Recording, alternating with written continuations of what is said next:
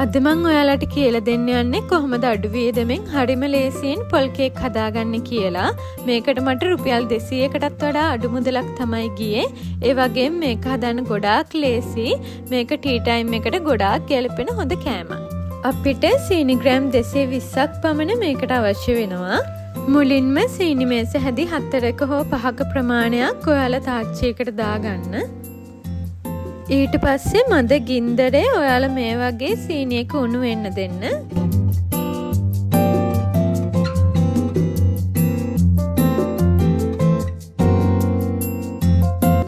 දැන් මේ වගේ ප්‍රමාණයකට සීනියක උණු වුණාට පස්සේ අපි උණු වතුර මිලිලීටර් 200ක වගේ ප්‍රමාණයක් මේකට දාගන්නවා.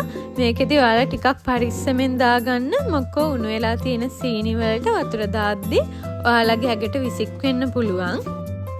දැන් ඊටු සීනි ටිකත් මේ විදිහට මිශ්‍රණයට දාගන්න. මේ වෙලාවෙදිත් ඔයාලා මද ගින්දරේ තමයි ලිප තියාගන්න ඕනි.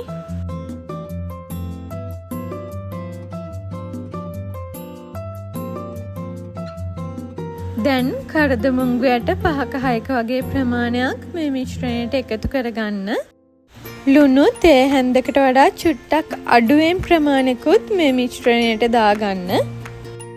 දැන් අපි පොල් ටික මේ මිශ්‍රණයට එකතු කරගන්නවා. මෙතන පොල් බෑයක වගේ ප්‍රමාණයක් තියෙනවා.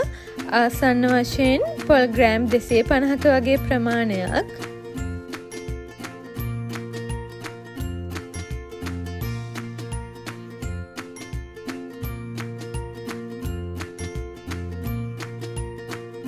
දැන් පොල් පැණි ටික මේ වගේ පාටකට ඇවිල්ලා වතුර ගතියේ චුට්ටක් හිදෙනකන් අපි ලිපේ තියාගන්නවා.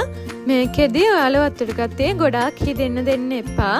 අපි වතුර ගතියේ ටිකක් තියෙද්දි මේක ලිපෙන් බා ගන්නවා. මේ බලන්න මේකේ ඔයාලට පේනවා ඇති මොන වගේ වතුර ප්‍රමාණයක්ද මගේ එකේ තියෙන්නේ කියලා.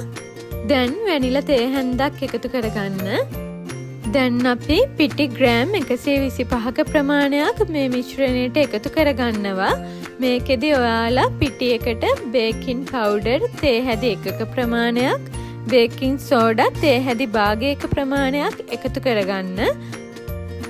මම මේ වීඩියෝ එකේදී බේකින් පවුඩර්, බේකින් සෝඩා එකතු කරගන්නේ පිටියක හැලුවට පස්සේ.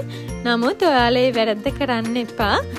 එහෙම කරනවා නම් ඔයාලා මිශ්‍රණය ගොඩාක්ම හොඳට කලවම් කරන්න. දැන් මේ විදිහට අපේ මිශ්‍රණය ගොඩාක් හොඳින් කලවම් කරගන්න.